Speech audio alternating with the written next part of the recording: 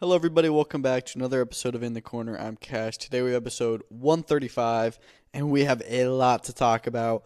We had a great Saturday. Lots of good fights on that card. Headlined, of course, or on that day, not that just that card, multiple cards.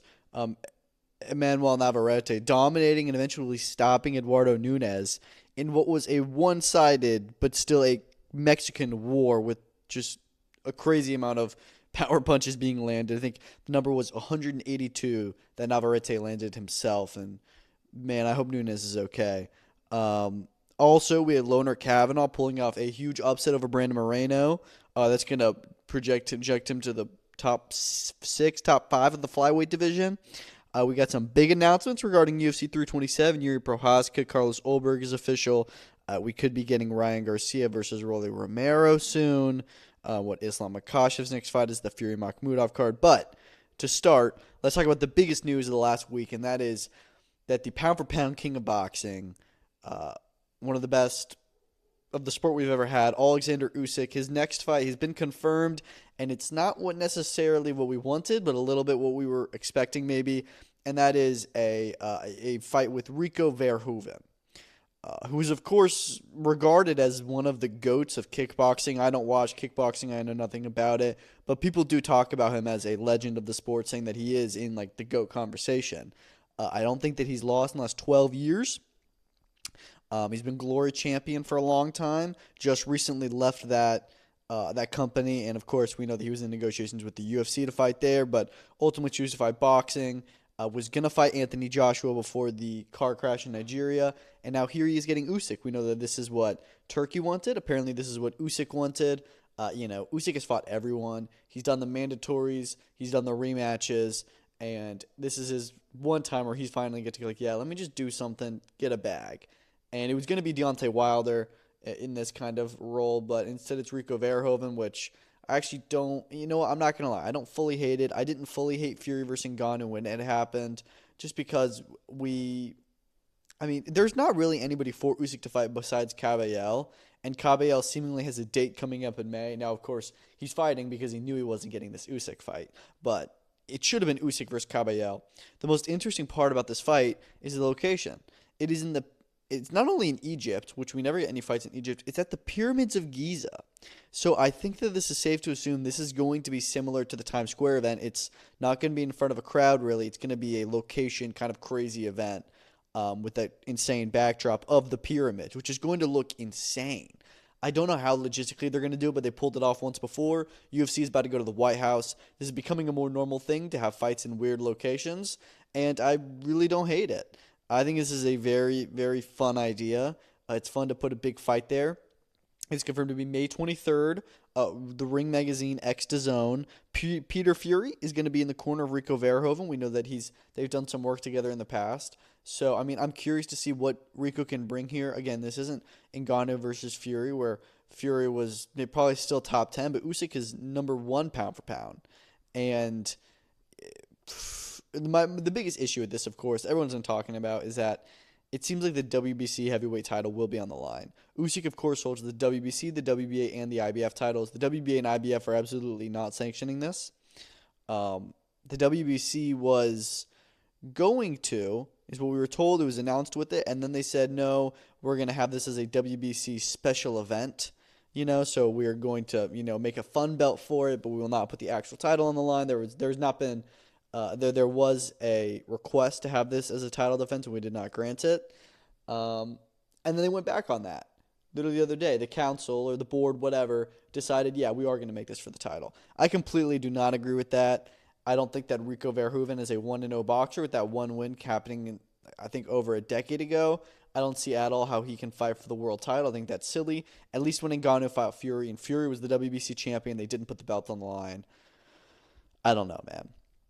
It's really, really frustrating. But at the end of the day, it doesn't really matter because Usyk is still going to beat him. Look, the fight is happening. Does it matter if the belt's on the line? Not really. Usyk is going to win this fight, likely inside the distance. I know that I don't want to get trapped into another Fury and Ngannou situation because this is all that we said, but you have to imagine it's different because this is Usyk. And Ngannou is not Rico Verhoeven. Ngannou was considered to be the heaviest hitter in all of combat sports. He was considered to be the heaviest hitter on the planet. Literally had the strongest power punch. And I know some people apparently are trying to, say, oh, Rico Verhoeven is a power puncher. I don't know if he is. I saw some people saying that he's not a power puncher. He's not a big puncher, so we'll see. But yeah, I'm excited for this. It's a spectacle. I really am not too mad at it just because I know Usyk's going to beat everyone. Yes, I would have much rather seen him fight Kavangh or Wardley, but if this is what he chooses, it is what it is, and we're going to get a big spectacle out of it. I just wish the WBC title wasn't on the line, but at the end of the day, whatever. Let's talk about UFC 327. Yeah, we pretty much knew it was happening. Jiri versus Carlos Ulberg is official. This is the perfect fight to make at 205. If Pereira is moving up to go to heavyweight, which I love that he is, I think it's time to. The only fight that was still there for him was Carlos Ulberg, and that's not like a mouth-watering matchup. We knew Pereira would probably beat him. So Jiri versus Carlos was a much more competitive fight.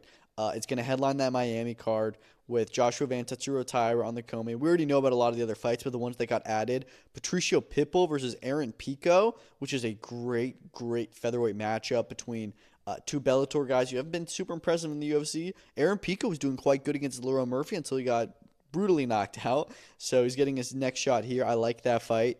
Mateusz Gamrot taking on Esteban Ribovic. So Gamrot, defending his ranking there, but Ribovic is he's a pretty crazy guy coming in. So I like that fight. Why not? Beneil Dariush fighting Manuel Torres. He keeps on getting really tough matchmaking with all the guys coming into the lightweight rankings and on win streaks and stuff. So good luck to him. Apparently he's saying that he's at the tail end of his career. And then Vicente Luque is going to be fighting Kelvin Gastelum. I believe it's supposed to be Kyle Daukaus in with Luque, but Gastelum steps in. So, and guys, that's just like the early prelims, or just the prelims. The main card is a lot crazier. I know that Johnny Walker, Dominic Reyes is on that card. Like I said, Van versus Tyra. There's other ones I'm blanking on for some reason, but it is a very Josh Hokett versus Curtis Blades. It is going to be a really big card. Probably the most stacked of the year thus far. Maybe even more stacked than 324. But around that level, and so yeah, I'm really excited. The most interesting thing, which by the way, that Dana White live was terrible. No enthusiasm. It feels like each one is progressively getting more and more detached from the product. But the most interesting part of the live was he says at the end that he should be announcing the White House fight this week, and because of that, we got a lot more clarification on what we think is happening. Apparently, we heard that Conor McGregor is unlikely for the White House, and that he is more likely for their July 11th International Fight Week card, as there's no money to be made on the White House event. We heard them in their earnings call saying they're going to lose a lot of money, spending $60 million on it. And look, with Conor McGregor, you don't want to sacrifice a Las Vegas gate that's over $20 million you're going to make off the gate with him headlining. You don't want to sacrifice that in an event you're already going to be losing money on, also because he has such a high fighter purse. So it makes sense. If McGregor's okay with still fighting and not only fighting on the White House card, which I previously didn't think he would, then I'm cool with it. I think the UFC is really going to try and have a lot of Americans on this card, especially have Americans in winnable fights. And having Ilia Topuria versus Justin Gaethje headline, you can have it on the card, but maybe not main event. What it sounds like could be main event is Alex Pereira versus Jon Jones. Apparently, there's been talks for Alex Pereira, Jon Jones. Ariel Helwani said there is not positive momentum for that, but there had been talks. And that Alex Pereira, Cyril Gane is the B plan if that doesn't happen, and that would also probably be on the White House card as a big heavyweight interim title fight. Jon Jones said earlier this week, yes, I am in negotiations for that White House fight. Look, I hope it is Jon Jones, Alex Pereira. That is the biggest fight the UFC can make right now, probably. And gosh, is it a fun one? And Jon Jones would be a favorite over Alex Pereira. Have him headline the White House. I think he's serious enough at this point that he will, actually come to the fight. But again, I understand why they don't want to trust him. But hopefully we have a White House fight announcement this week, although I do doubt it.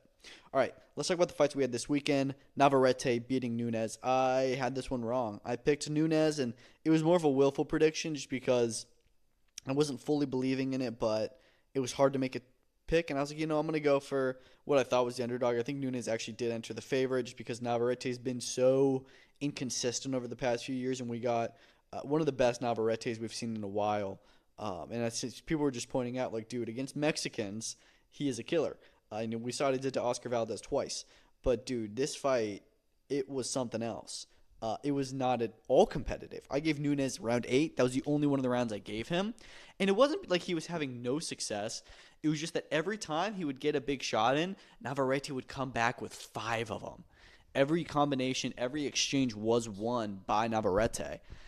And he just seemed to be the bigger hitter, and he was just eating Nunez's shots. And fair play to Nunez, he never went down from any of those shots. He's got a chin. The Mexican chin is real. These guys can take cinder blocks to the chin. But look, at the end of the day, you have to prioritize his health. Both of his eyes were like totally swollen up by the end of the 10th round that they did end up calling the fight. Not really a lot of protest from Nunez, because I think we all know that was the right decision for the corner and the doctor and the referee to make. But dude, it was a beatdown. And props to Navarrete. He is now the unified IBF, WBO, super featherweight world champion. Lots of options for him. Of course, one of them being O'Shaquie Foster. We also saw O'Shaquie Foster and Ray Ford kind of get into it ringside. That is a really fun fight. Chris Mannix was saying that fight is closer to being done than people realize. There could be an announcement soon. Like they're actually very close to getting a deal done. And if that is true, I love that fight. And you also have Charlie Suarez there, who he's going to be ordered to fight Charlie Suarez next. If he does not fight Charlie Suarez, the WBO is stripping him of that belt. Their first fight was great, and it was very controversial ending, so he does need to go back and clarify that decision win. So I'm cool if Navarrete fights Suarez, Foster fights Ford, they meet later this year, or early next year, I guess, if Navarrete is only going to fight twice this year. But I don't know. I really don't know. I'm okay with either option. Navarrete versus Foster is a 3-belt unification. It's a great style matchup. But I also think that Ray Ford deserves his title shot, and Charlie Suarez definitely deserves his. But yeah, it was insane. And look, I don't usually when watching a fight feel like concern as I'm watching for how many shots a guy is taking, but I was feeling that for Eduardo Nunez, because Navarrete was just throwing thump and thump on him, and he was just, oh man, I can just imagine the headache he's got waking up on Sunday morning. But just what a terrific night. That whole card was very, very well matched outside of the main event. Emiliano Vargas having a really, really tough fight against Quintana. Quintana is the same guy who I didn't realize until I looked at his box record before the fight. He's the same guy who upset Mark Castro at the end of 2024, Agustin Quintana. And I had given him up until in the first 9 rounds of the fight, I'd given him 3 rounds. So he was very much in the fight, very competitive. Emiliano Vargas really to lock in. I think at one point I even had it even. I think it was 3-3 at one point on my card. It was close as could be. And Emiliano Vargas did well. He made adjustments, and he ended up getting the stoppage. Similar reasoning, just because of eye swelling and stuff after the 9th round and taking a fair bit of damage, which Quintana protested the stoppage. Maybe a little bit early, but it is what it is. Good win for Vargas. A lot of people were kind of criticizing him, saying it wasn't his best, and it wasn't, but I thought that this was his first real tough fight, and I thought that he came into it pretty well and did a good job. So I was impressed by it. Before that, and he also said he wants to be a world champion by, if not the end of this year, the end of next year. Those are big goals, so he's going to have to, step up the competition and get into even tougher fights. I don't think he should try and become a champion this year. That's too ambitious and not the right move. But end of next year, who knows? Abdullah Mason went from 8-rounders to world champion within 1 year, so it's all possible. Tamir Smalls getting upset by Abel Ramos. Look, this was a banana skin potential. I said that before the fight. I was like, it can really, this is a big step up for Tamir Smalls. I thought his last fight was too, and he proved to do well there. And it was honestly kind of similar to the last fight, where he looked really good in the first half and then just kind of lost steam in the second half. And that's really what happened here. I thought it was a very easy fight to score, 96-94 in favor of Ramos. First 4 rounds were Smalls, all Smalls. And then from that point on, he just deteriorated, didn't do much. A lot less active and just very aggressive from Ramos. And yeah, Ramos gets the win. I believe he had the win split decision. The cards were all over the place. I think one card had it 98-92 Ramos, which is crazy, but as is crazy as 96-94 Smalls. It was a very oddly scored fight for what I thought was a very simple fight to score. But Abel Ramos gets the win. He's going to probably get a ranking off that with at least some of the sanctioning bodies. Back in the win column after that draw with Mario Barrios. This guy's been around the block, and he's a very, very tough gatekeeper. And he showed that Smalls was not ready for that gate yet. And so I thought it was a really impressive performance.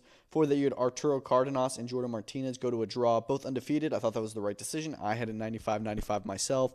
Martinez comes in as the underdog, but the undefeated hometown fighter, and man, does he put on a show. This was probably the best fight of the night. It was super entertaining, and sounds like we're going to get a rematch because the crowd loved it, and why would you not? With the draw, 2 undefeated fighters. Really excited for that rematch when it eventually does happen. over in Mexico, not Arizona, you had Brandon Moreno losing to Loner Kavanaugh. This was a huge shock. Moreno actually almost got the win for me. It was close. I gave Kavanaugh rounds 1 and 2 very clearly, and then 3 and 4 Moreno edged with some fence hugging. So I was like, geez, dude, it's 38-38 now. Like, Kavanaugh got to lock this in because he was doing great. And then he does, wins at 48-47. Two of the judges had it that way. One had it 49-46. No problem with those scorecards. What an upset. What an upset. This guy comes in short notice. His last fight he was knocked out in, going up against a former champion, a former top guy in the sport, still a top 6 flyweight, who's also coming off a loss. But, I mean, we in his backyard as well, Kavanaugh came into. It was all signs pointed towards Moreno beating him. And Kavanaugh put in a hell of a performance, outstruck him. Very, very impressive striking, really composed. And those are first 2 rounds, and then locking it in the 5th round. I was blown away when watching it. I was like, I can't believe this kid is doing this. Yeah, very impressive. A lot of upsets that night. But look, after that win, he's now going to be ranked at the top of the division. And thinking about what's next for him, if they want to move him up the rankings, otherwise he'd be fighting down the rankings. The only option I saw that really makes sense is Brandon Royval, because I feel like it's going to be Manel Kape versus Kyoji Horiguchi. I feel like that makes the most sense. And Pantoja's still out, and Tyra's getting the title shot. So I think it probably is going to end up being Kavanaugh versus Royval, which would be crazy. Especially if he could beat Royval, which I don't know if he does, but dude, it was unbelievable, that win. So props to the English kid, gets it done, and is now a top flyweight in the sport. You also had David Martinez beating Chito Vera. Chito Vera had a good third round, but other than that, it was too much for Martinez in the first 2. He's going to move up the rankings with that, as expected. King Green finishing Daniel Zellhuber in the second. Vintage King Green. Bobby looked real good, doing his showboating and everything. And wild scrambles to get out of Zellhuber's wrestling and stuff. It was really, really impressive. And Zellhuber now in a 3-fight skid, this one by stoppage. I have to think he may end up getting cut soon. Yeah, just not the best run for him. Edgar Chairez gets it done by split decision, a lot closer of a fight than I think that he was expecting, and the rest of us were. Emanuel Rodriguez, second-round finish after nearly getting finished in the first round himself. I think this was his debut, so really sketchy there. Santiago Luna gets the win, but by unanimous decision. Goes the distance, 30-27. We all expected him to get a finish. Ryan Gandra, first-round finish. Eileen Perez beats Macy Chiasson by unanimous decision, all by 29-28. And again, another pretty easy fight to score. So she's going to hang on to her ranking. Christian Quinones probably kicks Chris Mutino out the UFC as he dominates him. Javier Reyes, first-round finish. Regina Tayron, a lot of people were excited about that. That got fight of the night. Her and Ernesta Caracate, she wins unanimous decision. I had it 29-28. Some others had it 30-27. Francis Marshall, first-round submission. Damian Pinas, first-round TKO. A lot of people love his name. So I actually think it was overall a fine card. Some people had some issues with it. Later on in the card, there was a lot of performances that I found lackluster from a lot of the Mexican fighters. You expected them to win with big favorites, and it was just okay, but it is what it is. Manny Pacquiao Promotions, their second U.S. event headlined by Elijah Pierce, Lorenzo Parra. Wow, Lorenzo Parra does what I kind of expected him to do, and I'm upset because when this fight was initially meant to happen in November, I picked Lorenzo Parra to win the fight. And this time around, I think that I picked Elijah Pierce, and I'm not going to confidently say, I knew this was going to happen, because I do think that I ended up choosing him to win the fight, but I'm not really surprised. In the first round, Parra doesn't drop, but he rocks Elijah Pierce, as is customary. Elijah Pierce gets hurt at the beginning of all of his fights. He just has really poor defense, and then doesn't know how to recover very well, and he just usually ends up knocking the other guy out himself. But here, he didn't. Lorenzo Parra is a very, very good and crafty boxer, and he got on him in the second round and knocked him out. Like, was just beating him up in the corner before the ref could get in there. Ref was too slow, in my opinion, and Parra stops him, and it was a pretty scary one because he's just sitting down in the corner and he's protesting it, but he was done. So really, really good win for Parra. Very impressive. Again, we can't say we're surprised. Every time, if you watch this podcast, every time after Elijah Pierce fights, I say, soon enough, this guy's luck is going to catch up with him because he's been able to avoid all the losses so far. Soon enough, it's going to catch up, and he's going to get knocked out. And that day was February 28th, 2026. So it is what it is. You move on. I feel bad for him because he was honestly getting somewhat close to a title shot here and there. He's number 2 with the WBO at featherweight. But soon enough, he was going to have to get in with one of those guys, and it wasn't going to go his way, and it was a lot lower level in Lorenzo Parra, but fair enough for taking the fight. Before that, Kermal Motin finishes his Wilfredo Flores in just 2 rounds. They throw in the towel right after the second round. Kermal just beat the shit out of him. First 10-rounder, a big step up in competition. This kid is a fantastic prospect. He will be on the September 19th card on Netflix at the Sphere. Hopefully he can just, keep going until then. He's meant to fight Emmanuel Pacquiao Jr. on that. That's the talk. Pacquiao Jr. did not fight on this card. We don't really know why. He was just pulled from it. I think that the hope is to have him on their April 3rd show with Pedro Tataran headlining. I hope so. But yeah, it was not on this event, which I found weird, because he was supposed to until all the way until like a day or two before. Bryce Mills, hometown finish himself, stopping Tobias Green in the 4th round. He looked really, really impressive. Had a lot of venom in there and was going for the kill. So I like that. And then other than that, you also had Brandon Pollard on the prelims, or I don't think he was on the prelims, but early on the card getting a first-round knockout, which was very impressive to me. So I like that. Over in the UK, Konstantin Ursu, my guy, he upset the odds yet again, and I don't even know if he was the underdog, but he was kind of the underdog because it was a Queensberry show away from home. Comes in and he beats Owen Cooper. He dominates him. I had him winning the fight 118 to 110. 2 of the judges had it the same way. One had it 116, 112. Yeah, I thought that Cooper won rounds 9 and 10. Ursu kind of took those off. Before that, it was all Ursu just dominating him, and it was really, really impressive. I think he's a very, very good and underrated welterweight. I think he has a lot of big fights for him. I would love to see him in with Conor Walker. I'd love to see him in with Pat McCormack. There's a lot of opportunities for him to, continue this trend. And he's a British and Commonwealth champion now. Beats Owen Cooper, who is a really solid fighter. But this is what it is. And look, you know what they say, if you can't beat him, join him. Queensberry just signed him. I know that he was with Top Tier. I think that they're still probably involved with him, but it's good that he's now broken into the mainstream and he's got a big promoter behind him because the guy is really, really good. So a lot of big fights for him. Queensberry will do good with him. Ben Fale stopped Mason Cartwright in round 7. It was another step up. I thought that he looked really good. This was probably the most exciting fight on the card because Ben Fale was winning, but Cartwright was doing his thing and was competing with him. But yeah, good win from Ben Fale. Luke McCormack also had his step up with Kane Gardner, but he dominated him 100-90 for me. Very, very impressive on his end. Charlie Sr. got a 5th-round stoppage, and that was the main card. Only 2 stoppages on the entire 10-fight card. You had a lot of other guys on the prelims like Lewis Williams and Lasha Guruli, Reese Lynch, who I enjoyed watching. Went the distance. Tony Curtis, he also went the distance over 8 rounds. I think it was his first 8-rounder, and I don't love him. I just think that he's very flashy, but he doesn't have any power, it seems. And he's with Roy Jones Jr., and I'm not saying that Roy Jones Jr. was like this Mike Tyson puncher, but I would hope that, they can work on some power because, he's just very lanky, and I don't know. He's not exciting to watch at all. Anyways, also on the card, or also that weekend, you had in Argentina a fight card with Yamil Peralta beating Juan Diaz with a 2nd-round knockout, kind of a trash can knockover kind of fight. But he stays active. He's getting his first fight in almost a year and a half, I think, coming off the draw with Ryan Rozicki. He's like a top 15 cruiserweight, so hopefully he's in the fight next. Musa Ghulam, he was in that co-main event. It was meant to be a WBA super featherweight eliminator. I'm not sure if it ended up being because it was a opponent change, but he stops Alan Zaid in 3 rounds again, a very one-sided matchup. But like I said, he's highly ranked with the 130-pound division at the WBA, in the WBA. We'll see if he gets close to a fight with the winner of Jezza Dickens, Anthony Kakache. I doubt it. He seems like he's going to fall under that category of WBA mandatories that never get their shake. We'll talk about that a little bit later in the episode. Guido Schramm had a draw with Brian Rios. It was a very competitive fight, which, take that what you will. And then on ProBox TV, you had another pretty fun card. You had Ruben Aguilar beating Luis Lopez by TKO.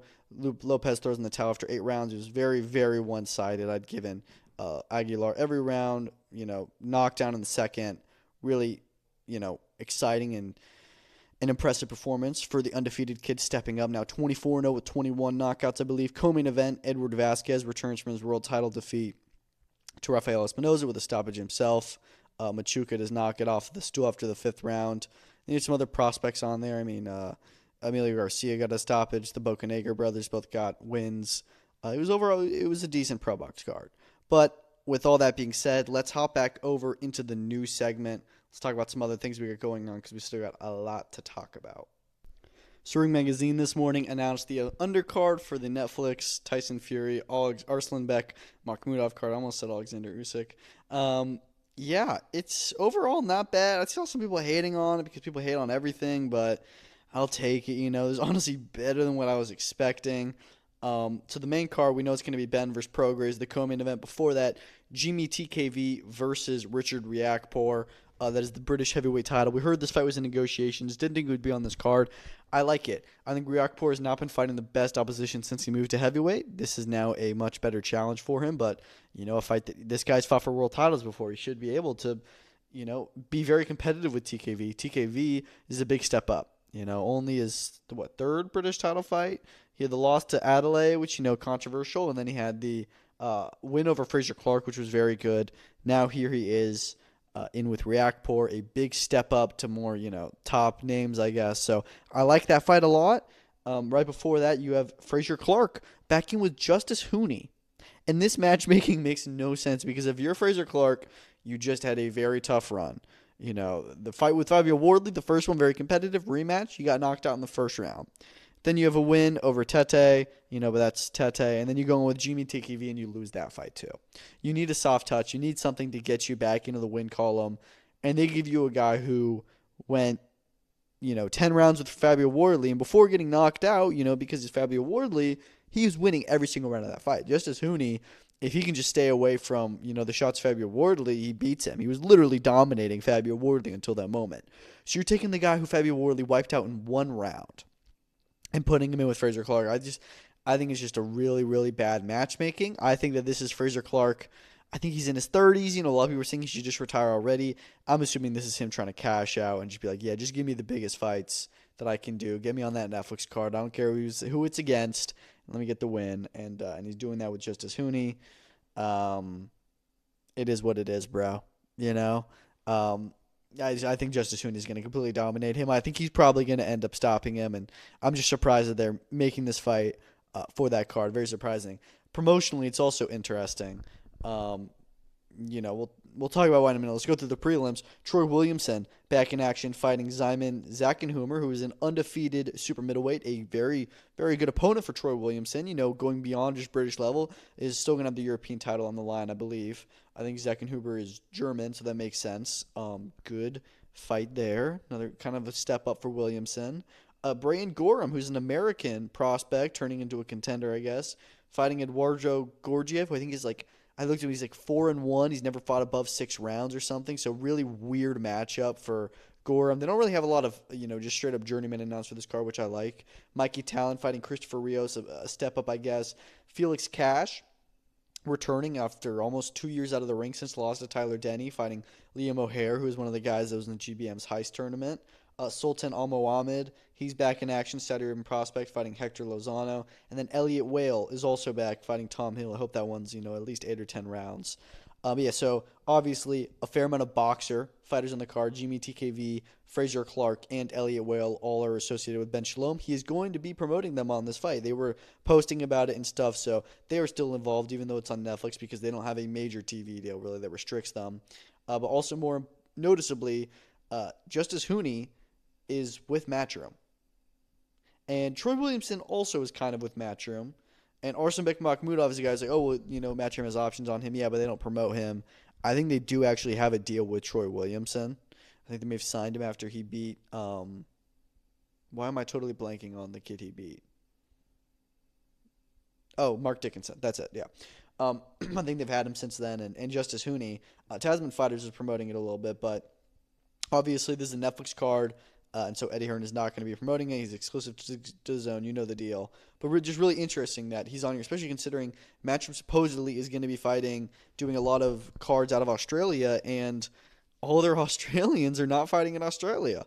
Just as soon as he's fighting here, Terry Moana is fighting in March this month.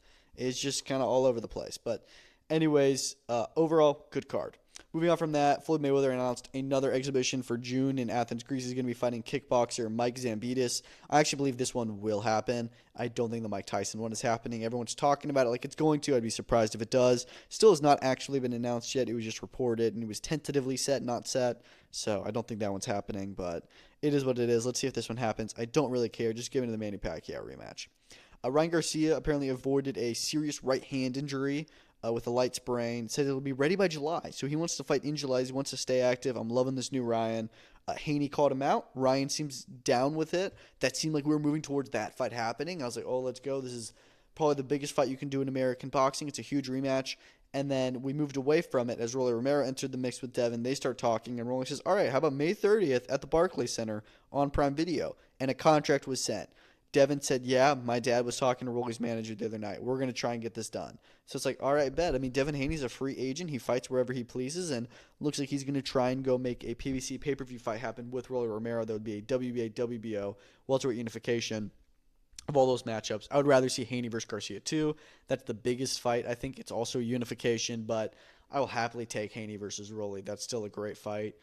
The only issue with this is Shakram Giasov gets pushed over yet again, and I'm curious if the WBA will allow it to happen. They said this week they are going to be ordering Rolly versus Giasov.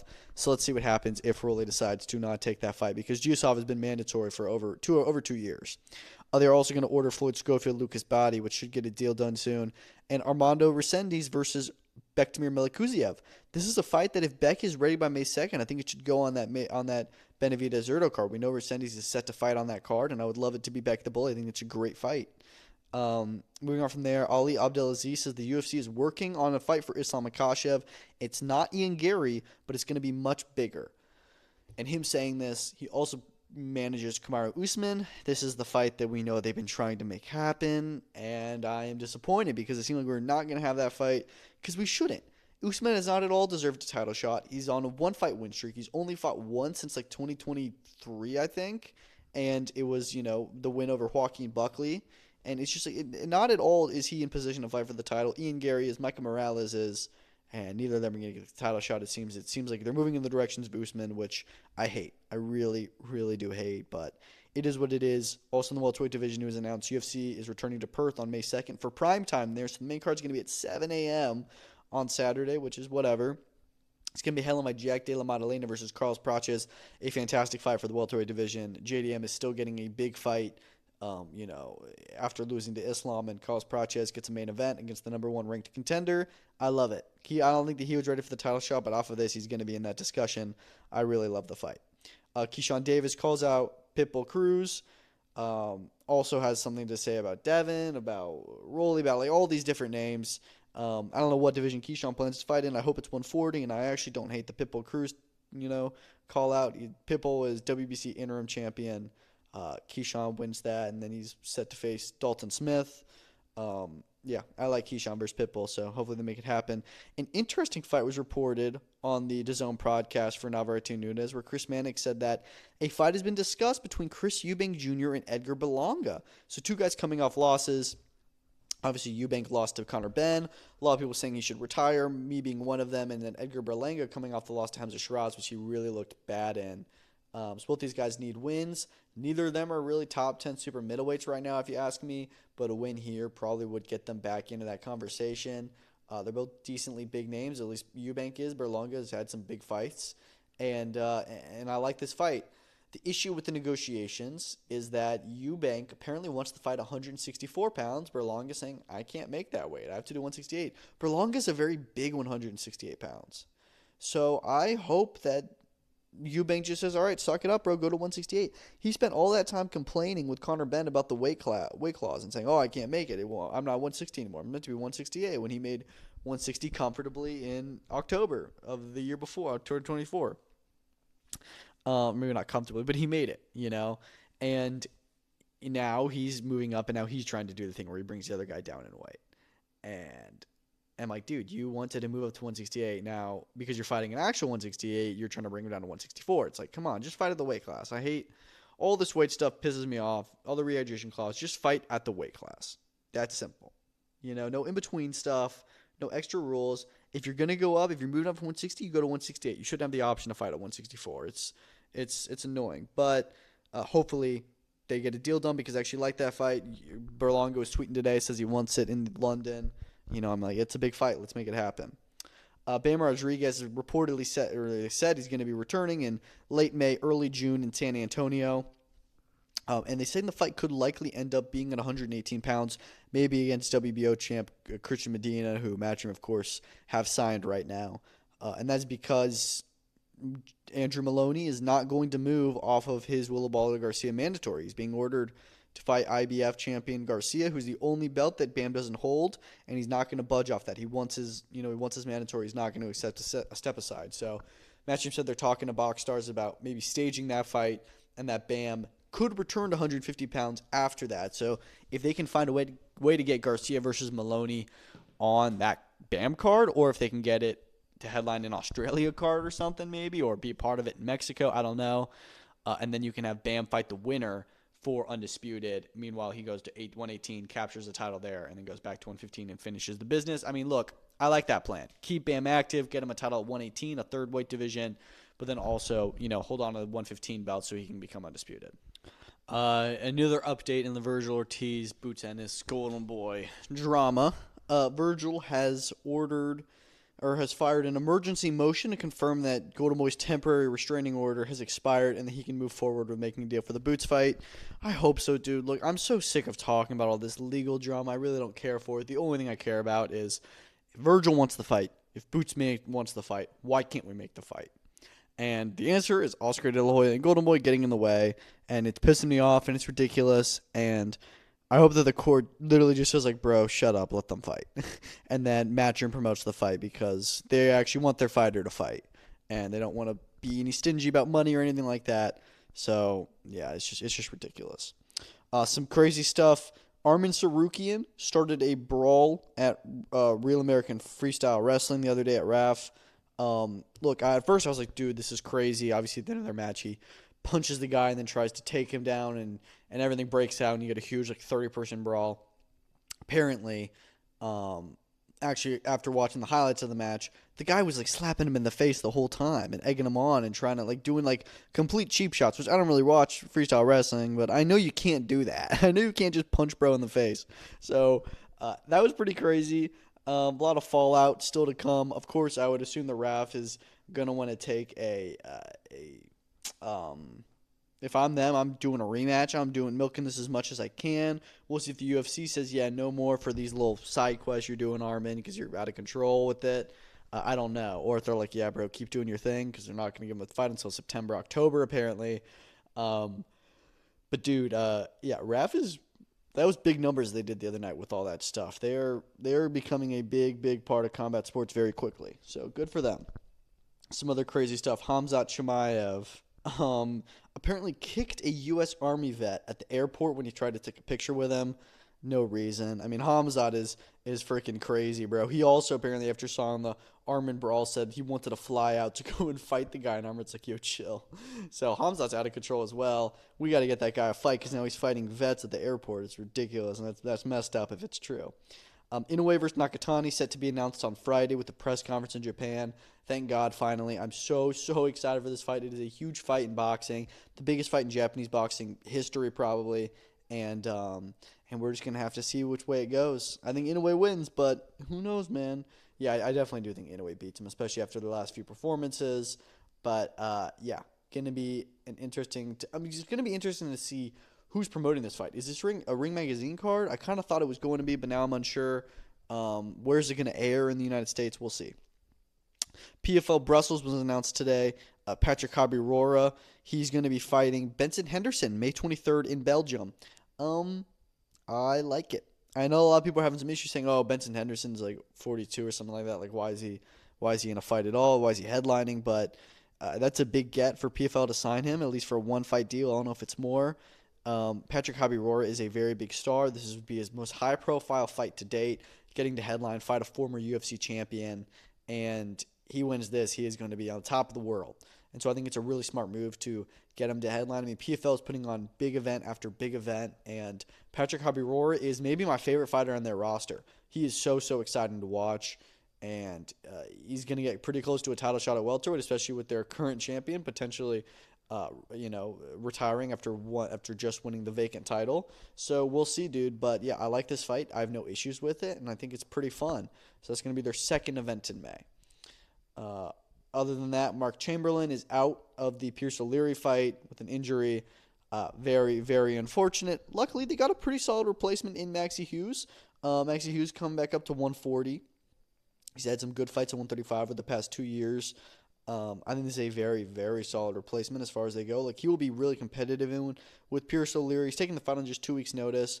It sucks because Chamberlain versus O'Leary was a fight I was super looking forward to. I thought it was going to be like 50-50, but I will very much take this. I like it a lot. IBO, super lightweight title, still on the line.